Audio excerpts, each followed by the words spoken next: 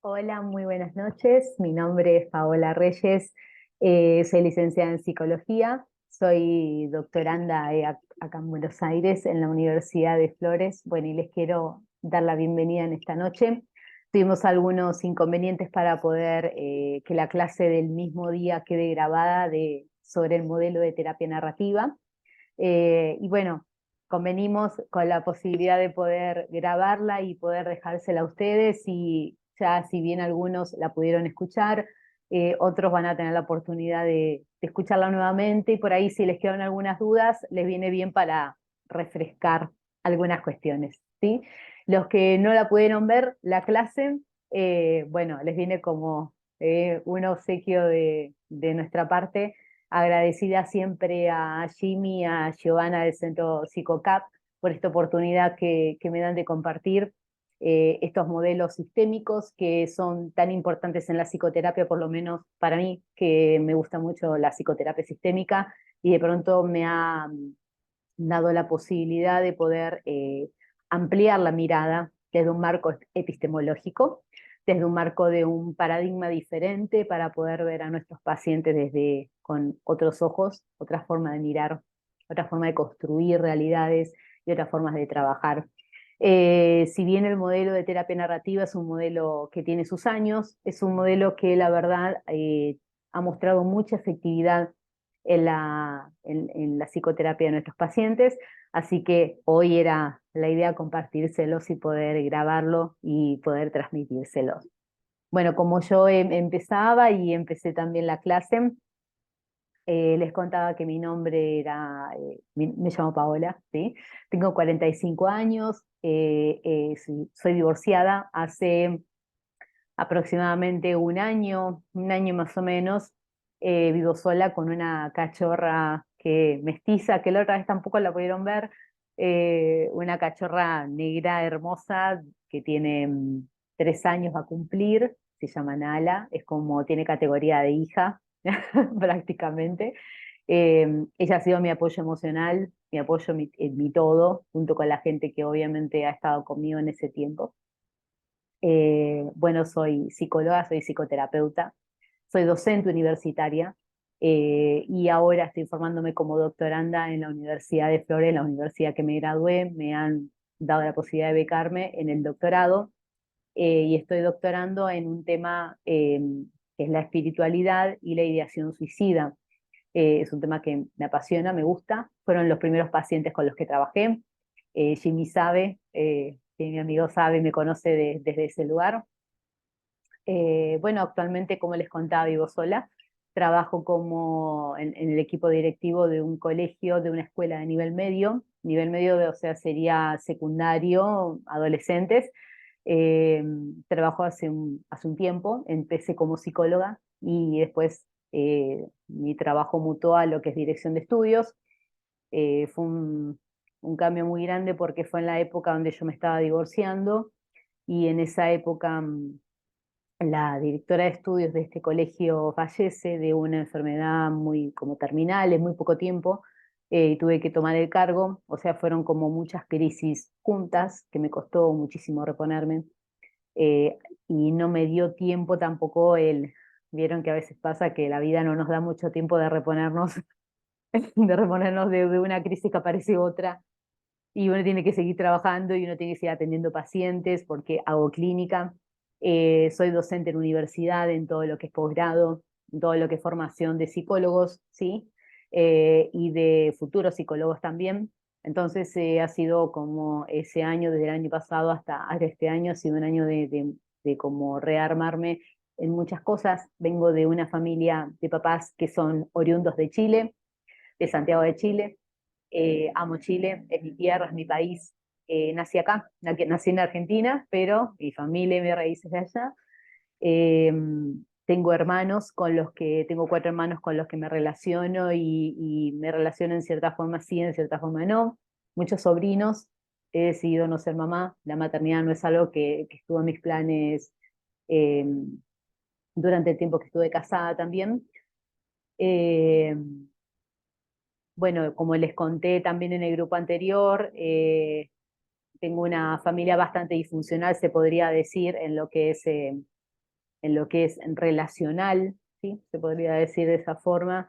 Me tuve que hacer cargo de muchas cosas, como muchos de ustedes quizás o algunos, suponiendo hemos vivido infancias duras donde me tuve que hacer cargo de muchas cosas y entre ellas haber sufrido muchas cosas también, pero todo hizo lo que soy hoy, todo hizo lo que soy hoy. La otra vez habíamos empezado la clase de narrativa y me quedaba pensando en, y le habías propuesto en el chat a cada uno de los que estaban participando ese día, que eran un montón, y me encantó leerme en cada comentario, y les dije, ¿qué es lo que ustedes, de todo lo que yo les conté de mí, han resaltado como la historia dominante, como la historia más importante, el hecho o el evento más fuerte, más grande? ¿Cuál fue el evento que yo marqué o que dije y demás, ¿no? Y bueno, muchos empezaron a comentar un montón de cosas, algunos mencionaron que por mi discurso el divorcio había sido lo más fuerte, otros las relaciones de familia, eh, algunos otros temas también que quedaron fuera y que son un montón y que si tengo que contar mi vida muy larga, y se puede ir toda la clase, pero bueno, muchos dijeron muchas de esas cosas que a ellos les resonaron como los temas que yo expuse en mi narrativa. Y esto es lo que hace cada paciente con nosotros, expone su narrativa. Siempre digo que nuestros pacientes desnudan su alma delante de nosotros en cada sesión del primer día que vienen. Por eso es un trabajo tan, hay que tenerle tanto como respeto, amor, compasión, ética básica, ¿no? Porque nuestros pacientes abren su corazón, a veces en mayor o menor grado.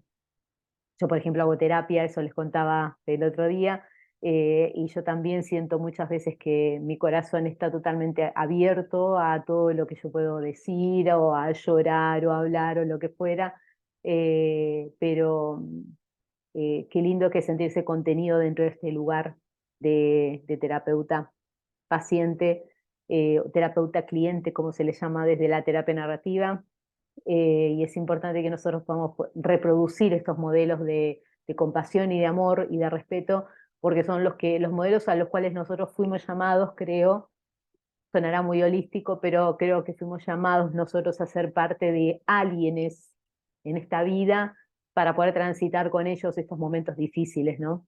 La terapia narrativa tiene mucho de esto, así que vamos a empezar la clase, les voy a contar los puntos más importantes, las técnicas, obviamente por ahí no vamos a poder interactuar como lo hacíamos en vivo, pero van a tener los materiales, los hablan con el centro, tienen todos los materiales, terapia narrativa es ideal para trabajar con niños, ¿sí? Se trabaja muy bien con niños y adolescentes, y si hay ejemplos que se me vengan a la cabeza mientras vamos hablando, se los voy a ir comentando, ¿sí? Voy a tratar de no hablar rápido, es una muy mala costumbre mía, pero quiero compartirles pantalla.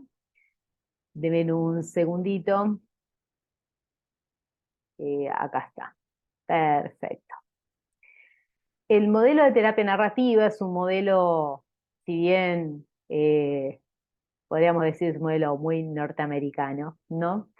Es un modelo que fue creado en los años 80, ¿sí? Por Epstein y White, y van a tener material anexo también para poder conocer sobre el modelo. Hay libros que son como muy extensos, pero pueden extraer aquellas partes que les resulten útiles para ustedes, para su psicoterapia.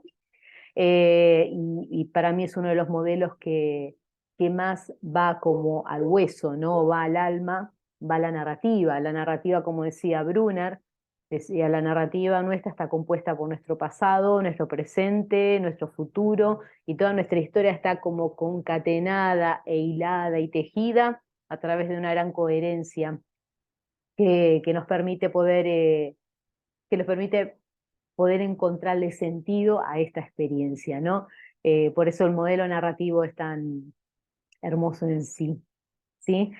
Esta es la frase, por ejemplo, damos sentido a nuestras vidas relatando nuestras experiencias, tiene que ver con que nosotros le asignamos, y esto tiene que ver en la base del constructivismo, del modelo sistémico, le damos sentido a nuestras vidas cuando relato mi experiencia, ¿no? Cuando yo relataba mi experiencia, yo le daba sentido a aquellas cosas que realmente me marcaron, ¿no? Por ejemplo, un divorcio puede marcar, y de hecho me marcó. Eh, Cambiar de trabajo, de un puesto de trabajo en medio de una crisis, también me marcó. Por ejemplo,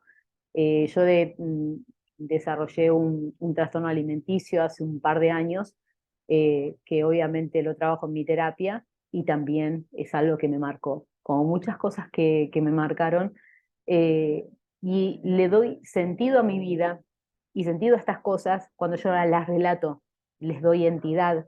Nuestros pacientes hacen esto. Desde este modelo se le llama cliente, y se le llama cliente porque hay algo contractual, igual que la terapia breve, que lo vamos a ver en alguna clase en especial, pero estamos acostumbrados a decir pacientes acá en Argentina. Ustedes también les puede pasar, no pasa nada, no es incorrecto, pero sí nosotros le damos sentido, le damos importancia y entidad a lo que contamos. Cada vez que iniciamos una sesión con un paciente, va a traer esta historia dominante, va a traer aquellos eventos que han sido como los eventos madres, los eventos matrices de su vida y que lo han marcado, eh, o que lo han traído directamente a la terapia, al espacio, o que en alguna forma le han dado significado a lo que son hoy, ¿sí? Por eso es importante en este modelo la escucha activa. Roger, que si lo conocen, decía acá, Roger decía que era importante la escucha activa, el acompasar a nuestros pacientes desde la escucha, de esa danza de poder escuchar. Escucho, no solo escucho, sino que también voy formulando preguntas que puedo hacer para poder ahondar en esta historia y en esta narrativa. Es todo como una danza con nuestros pacientes, ¿no? Eh, Bien, hoy yo me quedo hablando después y no me pasa más la hora.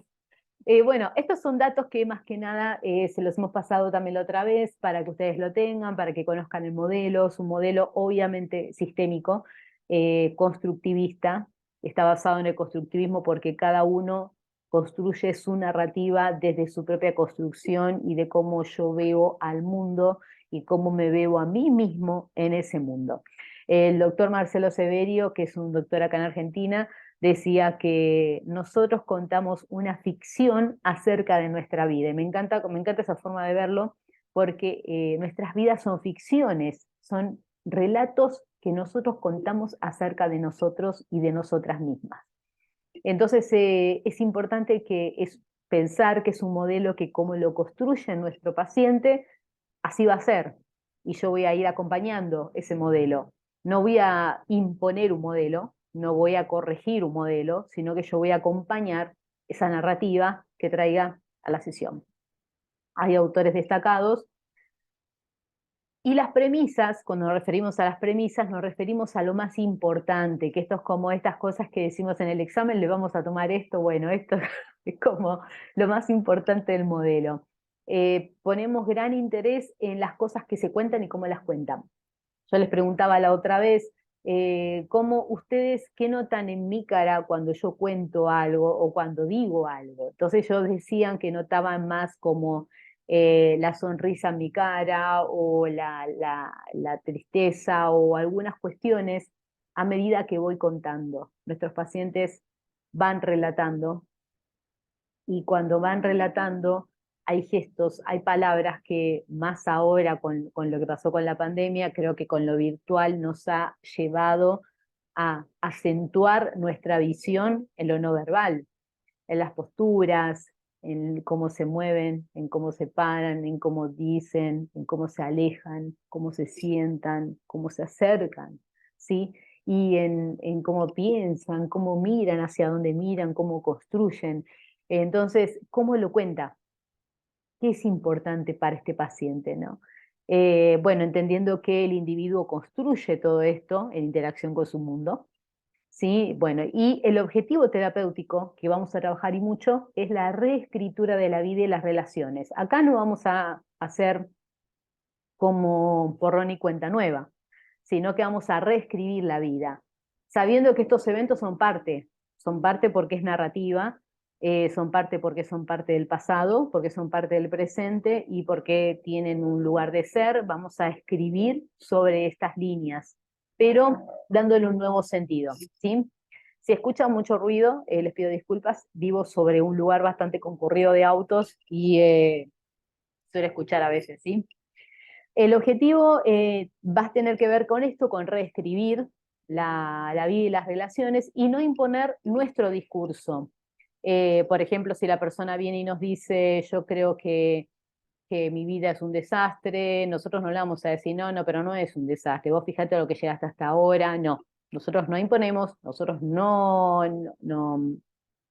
damos nuestra forma de construir aquellas cuestiones que ellos nos dicen a nosotros, sino que escuchamos. Escuchamos muy pasivamente, en la primera parte quizás no es desde un lugar pasivo, perdón, es un lugar activo, pero es un lugar donde nosotros dejamos que nuestro paciente explaye su narrativa, ¿sí? También, bueno, esto para que lo tengan en cuenta, quiénes son los actores, los que en toda terapia tenemos a, a las personas que participan dentro de este evento terapéutico, dentro de esta acción. Acá tenemos el relato, la historia, la narrativa. Si la historia que contamos es fina o engrosada, hay pacientes que tienen historias y narrativas muy finas, cuentan muy poquito de su vida. Y hay pacientes que son muy floridos a la hora de contar y cuentan y cuentan y cuentan y uno llega a un momento que parece que tiene un árbol delante que no sabe por dónde agarrar. Entonces, perdón, vamos a tener como pacientes que tienen una trama un poco más fina, más acotada, que les cuesta más como poder explayarlo, ponerlo en palabras, que si fuera una trama más engrosada, ¿sí? Por eso tenemos narrativas, relatos y formas de contarlos. Y entender que todas las historias que ellos cuentan tienen un hilo conductor. Ellos quizás no lo conocen. A veces nosotros mismos en nuestras terapias no nos damos cuenta que hay un hilo conductor en todas las cosas que nos suceden, hasta que lo empezamos a encontrar. Ah, esto tenía que ver con esto, y esto se desprende de esto. Para esto tuve que expresar este síntoma para manifestar que estaba disconforme con esta parte de mi vida, ¿no? Pero no nos damos cuenta hasta que pasa, claramente. En la narrativa estudiamos cuestiones básicas de la comunicación, ¿sí? Vamos a prestar mucha atención a cómo dicen las cosas, en qué significados le dan, qué significado le dan a veces a esas palabras que para ellos son tabú, que para ellos son palabras que no se animan a decirlas, porque son personas son muy normativas, muy religiosas, o personas que son muy libres también y no encuentran una forma un poco más normativa de serlo. Entonces acá vamos a trabajar la semántica, la sintaxis y cómo ellos, la pragmática nos referimos a qué cosas han hecho de acuerdo a lo que ellos creen que son y creen que han construido en su narrativa de vida, ¿sí?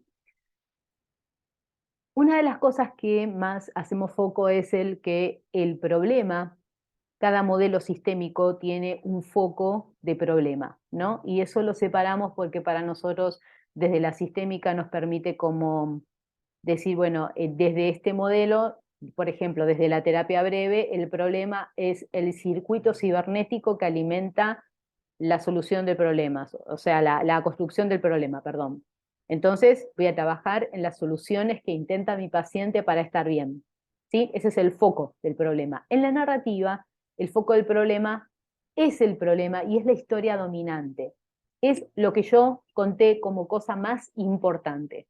Nuestros pacientes vienen y cuentan, y lo primero que dicen o que suelen decir, yo soy muy ansioso, soy muy ansiosa, hace poquito atendí a un chico que dice, soy muy celoso, y soy muy celoso y se desespera porque no lo puede resolver, porque no lo puede resolver rápido, porque eso lo pone mal. Esa es la historia dominante, esa es la historia que lo narra, esa es la historia que lo posee, esa es la historia que él es. Él es celoso, él es ansioso, ella es ansiosa, ella es depresiva, ¿no? Entonces, la identidad misma está pegada a la narrativa.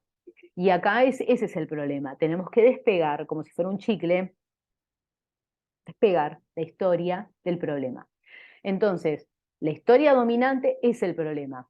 Nuestros pacientes vienen con varias historias dominantes, pero hay una que predomina siempre y quizás es la que ellos invitan o nos muestran, nos dicen que es la que más malestar les trae. Entonces, ellos construyen dejando por fuera todo lo que no concuerda con la historia dominante. Es muy probable, y esto lo habrán vivido ustedes, colegas, también, que nuestros pacientes no cuentan los logros, las cosas que le van bien, las veces que le fueron bien, van a contar sus desengaños amorosos, sus pérdidas de trabajo, pero no las veces que ganaron un premio, que tuvieron una buena experiencia romántica o tuvieron un buen pasar en algún momento, en una buena vacación, lo que fueran. Los pacientes traen historias dominantes relacionadas al dolor y también dejan muchas cosas por fuera porque no son las cuestiones que les traen malestar en ese momento de la terapia. Entonces hay una historia que está restrictiva, que es diferente, que no abarca estas partes importantes de la experiencia, las partes donde estuvieron bien. Sí, porque las partes donde estuvieron bien, según por ejemplo el modelo de terapia breve, las partes donde estuvieron bien hay muchos recursos para sacar. Y si nosotros podemos ir ahí, podemos desanclar algunos recursos y traerlos al presente. Pero bueno, eso es otro modelo, pero aún así la historia restrictiva es la que muchos pacientes nuestros dejan por fuera, ¿sí? Y vamos a ir ahí a través de las técnicas de la terapia narrativa. Si bien esto es como un compendio bastante corto de la terapia narrativa, acá lo que nosotros vamos a trabajar es que el problema no forma parte de la identidad del sujeto, ¿sí? Él no es el problema es el problema.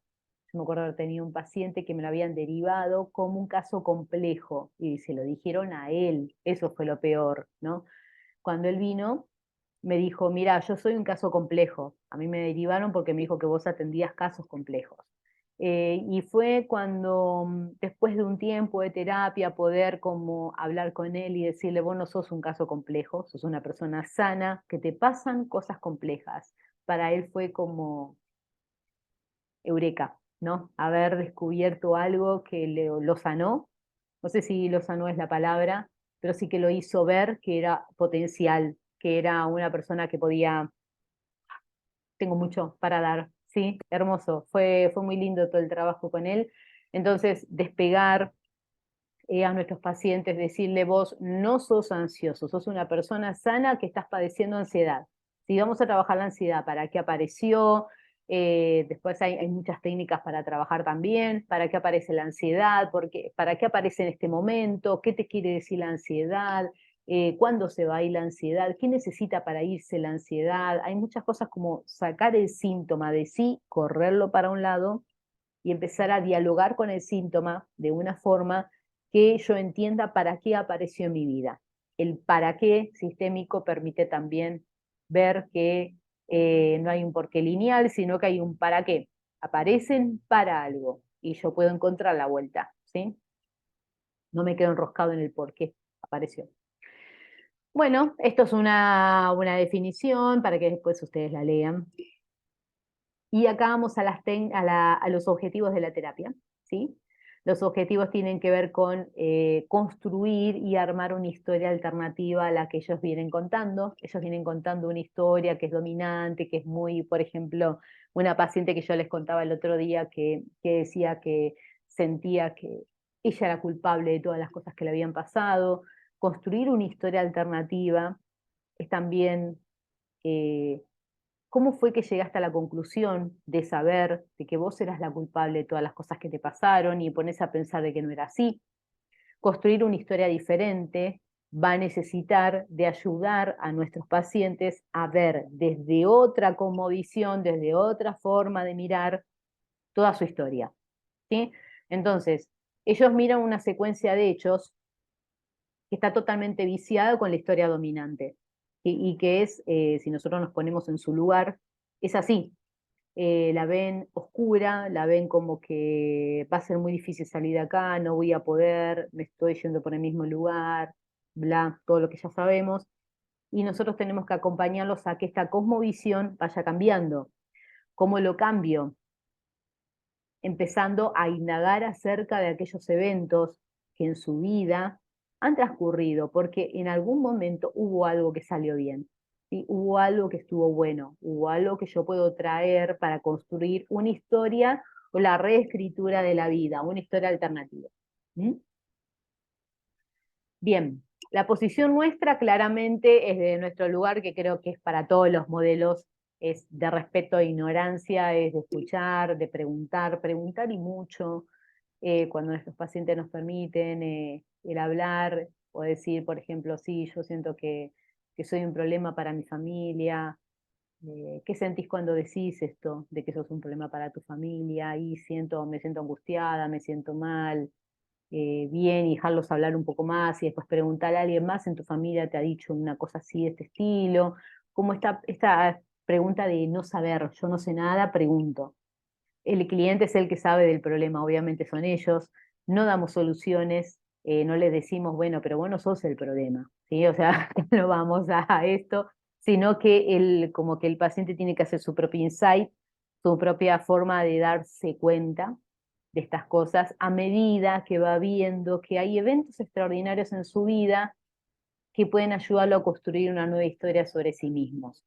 Yo siempre digo que la vida no va a dar siempre la oportunidad, y esto se lo digo a ustedes, colegas, con todo el respeto que merecen ustedes, y me lo repito a mí todo el tiempo, que nosotros nos vamos construyendo todo el tiempo desde nuestra narrativa, todo el tiempo.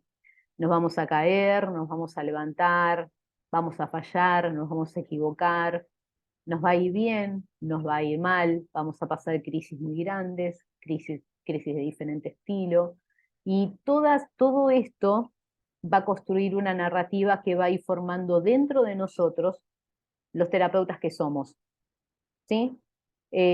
Con más empatía, con menos prejuzgamientos, con menos ansiedad para hablar, con, con más curiosidad de saber qué le pasa al otro y cómo puedo yo no solucionarle la vida al otro, porque en realidad nadie nos soluciona la vida a nosotros, esa es la verdad. Nuestros problemas mismos y nuestras crisis las solucionamos nosotros, y por ahí otros nos ayudan, pero las terminamos resolviendo nosotros. Em, pero esta ansiedad de resolver y todo eso va a ir cada vez bajando mucho más a medida que nos vamos dando cuenta de que somos personas, que somos humanos, que transcurrimos un camino donde nuestras narrativas se van a ir juntando con nuestros pacientes, y por algo la vida nos está permitiendo juntar a ese paciente con nosotros para construir una historia alternativa.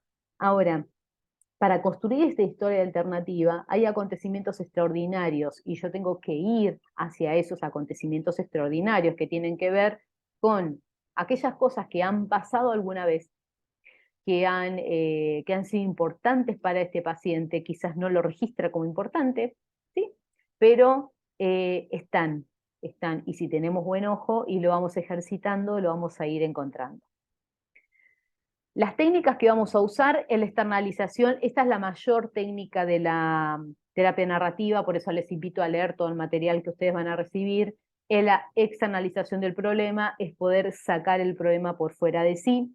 Algunos lo hacen como eh, establecen la similitud con la Gestalt en cuanto a la silla vacía, poner afuera el problema. La diferencia con la silla vacía es que con la silla vacía yo, por ejemplo, estoy hablando con partes mías, o puedo hablar, perdón, estoy hablando con, por ejemplo, quiero hablar con mi mamá o con mi papá de aquellas cosas que yo no llegué a hablar y bla y todo eso. Entonces nos vamos a encontrar conversando con aquellas partes. Bueno, en la externalización, el usar la silla vacía podría ser con mi parte, ¿sí? Si yo siento que soy ansiosa, pondría a esa Paola ansiosa en esa silla y le preguntaría, hola Paola ansiosa, ¿cómo estás? Ansiosa, obviamente, me diría, bueno, ¿cómo fue tu día? ¿Sentiste más ansiedad en el día? Y bueno, todo eso va a empezar como a separar, estas técnicas separan mucho lo que soy de lo que siento o de lo que estoy viviendo a nivel sintomatológico. Entonces, la externalización es quitar el síntoma afuera, hablar y dialogar con él. También está bueno cuando hay pacientes con trastornos graves, por ejemplo anorexia. Yo pongo ese ejemplo porque para mí son casos graves. Le pregunto a la anorexia, quiere llevarse parte de tu vida, ¿qué vino a buscar la anorexia? ¿Qué se vino a llevar? ¿Qué necesita ella para irse? ¿Qué considera ella que es valioso en vos para venir a buscar y sacártelo? ¿No? Esas preguntas como si el síntoma fuera algo que está afuera. Y eso es lo que hay que trabajar, porque el paciente atraviesa por la vida, los síntomas aparecen y hay que como sacarlos, correrlos, entender para qué están, solucionarlos, hablarlos. No sé si solucionarlos es la palabra correcta, pero poder entender para qué aparecen y poder dar ese giro cualitativo donde aparece el cambio, ¿sí? Por eso la externalización del problema para mí es fundamental. Eh, es decir, si vos tuvieras que dialogar con tu parte celosa, ¿cómo sería? Entonces ellos te dicen, yo no te quiero más, no te quiero más parte celosa, quiero que te vayas de mi vida. Bueno, pero vos sabés que por ahí no se va de esa forma. ¿De qué otra forma se puede ir? Entonces practicamos, practicamos, practicamos. En la esencia de la práctica nos vamos haciendo, nos vamos puliendo. Otra de las técnicas es explorar acontecimientos extraordinarios, construir una historia alternativa. Estas fotos yo no sé, siempre dije que las iba a cambiar porque me parecen como muy felices. Creo que hay que buscar cosas más realistas, pero creo que es importante, la idea va a construir, explorar aquellos acontecimientos que estuvieron, que fueron extraordinarios, cómo fue tu maternidad, cómo fue cuando nació tu hijo, cómo lo sentiste. Hay cosas que se van iluminando en la cara de nuestros pacientes y ahí es donde nosotros tenemos que entrar y arrancar, ahí sacar recursos y poner, volver a poner esa sonrisa y resignificar toda la historia.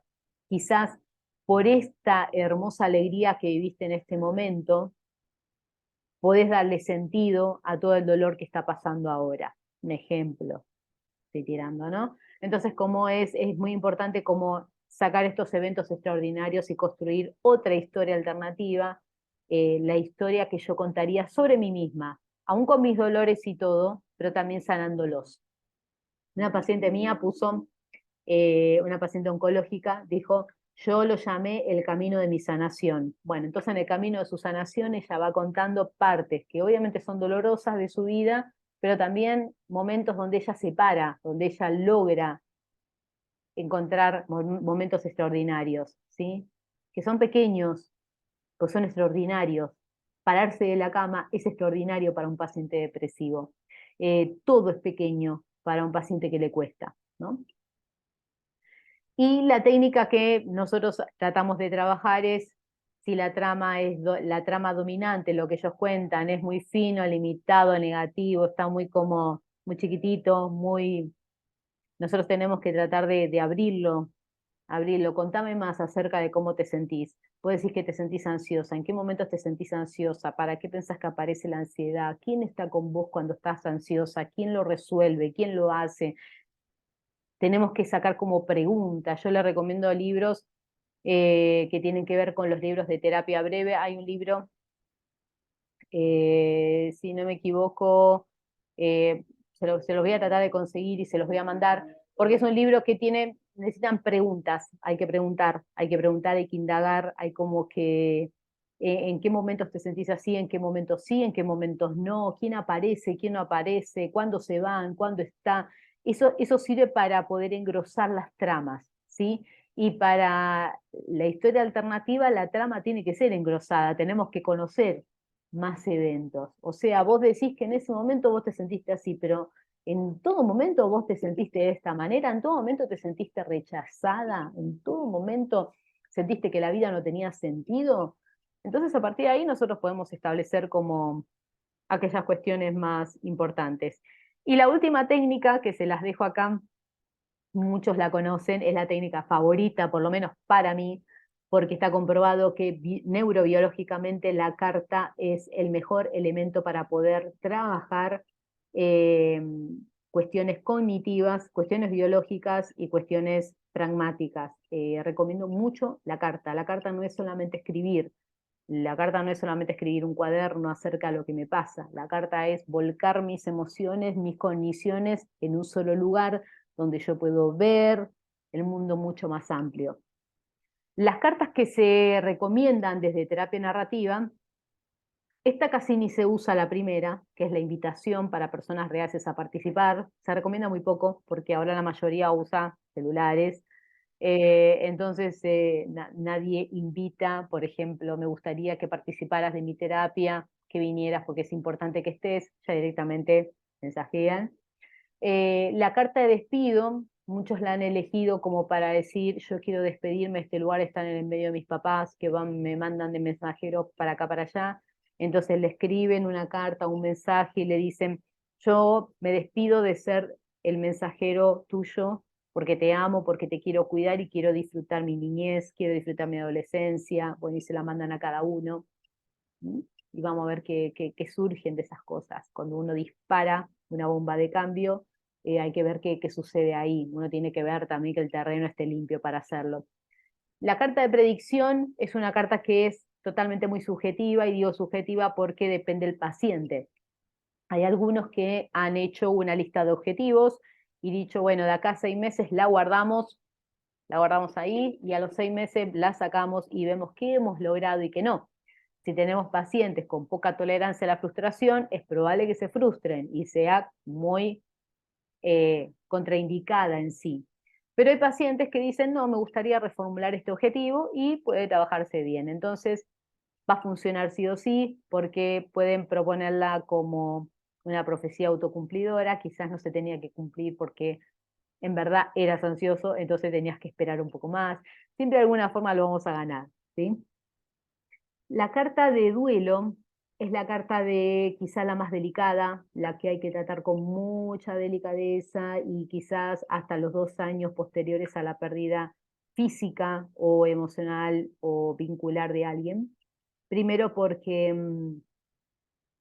siempre yo recomiendo que arranquen escribiendo acerca de las cosas que quieren decirles a sus seres queridos.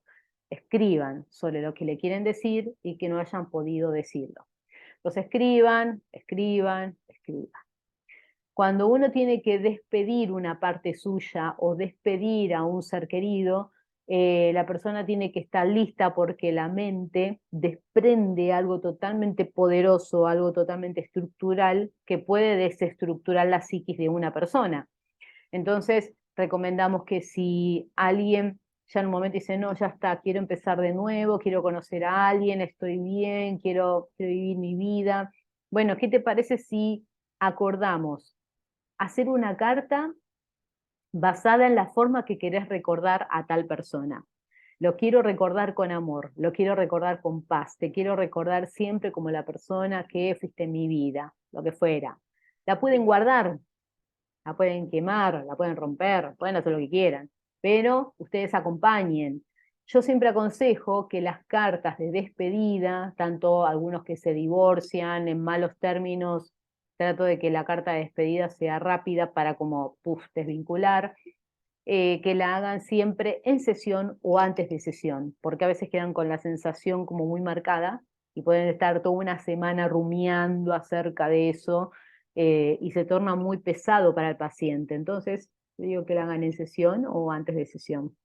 Y funciona bien, pero hay que tener mucho tino, no hay que forzar. A veces hay gente que no está lista para soltar y no va a estar lista por muchos años. Hay algunos duelos patológicos y otros duelos que no sé por qué la vida permite que existan y estén, y bueno, van a tener que estar. Nosotros acompañaremos hasta el momento que el paciente esté listo para el cambio. Algo que les invito a leer, lo buscan en internet, está en búsqueda libre, Los estadios de cambio de Prochaska. Habla acerca de que nuestros pacientes, no todos están listos para el cambio. Vamos a tener pacientes que están 6 meses en terapia hablando de sus problemas y le invitamos a hacer algunas técnicas para cambiar, no las hacen. Y no es que no quieran, no están listos. Como muchos de nosotros no estamos listos para cambiar en muchas cosas nuestras personales. Entonces, tengamos paciencia, acompañemos, estemos, escuchemos. A veces es estar y abrazar en el alma, como quien dice, ¿no? Es estar y bueno, acompañar que el cambio viene. El cambio viene. A veces hay gente que abandona a mitad de camino y hay gente que cambia. Y hay gente que mete un cambio por año.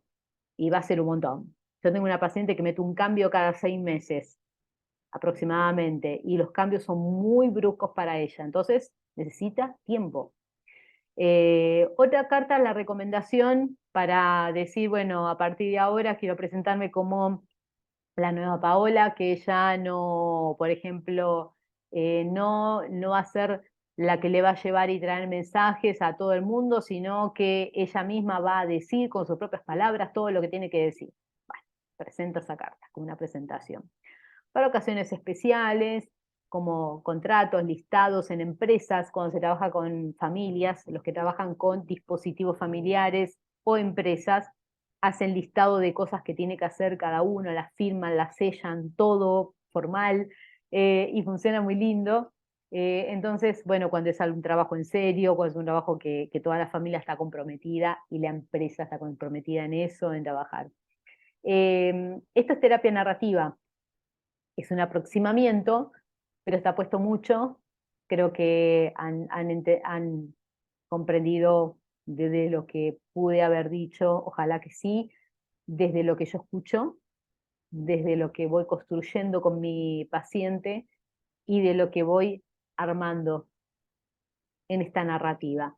Tenemos la posibilidad de darle la oportunidad de reescribir la vida a mucha gente, a mucha gente. Em, y está bueno cuando uno reescribe la vida de nuestros pacientes, la hacemos con ellos, con sus palabras, con sus formas de ser, y como ellos quieren hacerlo, ¿sí? Ellos respetan mucho y no olvidan esas cosas. Así que los invito a que puedan compartir este modelo, practíquenlo. Si ustedes se encuentran en momentos como terapeutas, en algún momento angustiados o por cuestiones personales, escriban. Escribir abre el campo de la mente, nos deja ver desde otras perspectivas algunas cuestiones, nos deja ver, nos deja leernos a nosotros mismos. Yo les aconsejo que lo hagan, es muy bueno, es muy sanador. Hagamos terapia, cuidémonos mucho, cuidemos esto, cuidemos nuestro corazón, nuestro cuerpo, que con esto trabajamos. eh, Busquen apoyarse siempre en gente, y cuando quieran estar solos, bueno, encuéntrense solos en el encontrarse en paz y en amor. Así que bueno, eh, espero haber compartido lo que quise compartirles. Por ahí es breve, por ahí fue corto. Espero en algún momento volver a verlos. Sé que va a ser así, con otros temas. Creo que hay terapias que funcionan muy bien con esto y se las quiero compartir, se las queremos compartir con el centro también PsicoCap. Así que bueno, gracias a ustedes por la generosidad de escuchar desde acá, desde Buenos Aires, a una Argentina común y corriente, que ha vivido muchas cosas, pero también que la vida me ha llevado a conocer y a entender un montón, nuestra narrativa, mi narrativa, que va cambiando todo el tiempo y que me permite ver en mis pacientes y trabajar con ellos sus narrativas. Les dejo un gran abrazo a todos, de nuevo, Jimmy, Giovanna, gracias a ustedes, a cada uno de los que se han tomado el tiempo de escucharme, de poder disentir o acordar lo que fuera. Gracias por el tiempo. Les abrazo desde el alma y desde acá de Argentina, de Buenos Aires, les mando un fuerte abrazo y se cuidan mucho.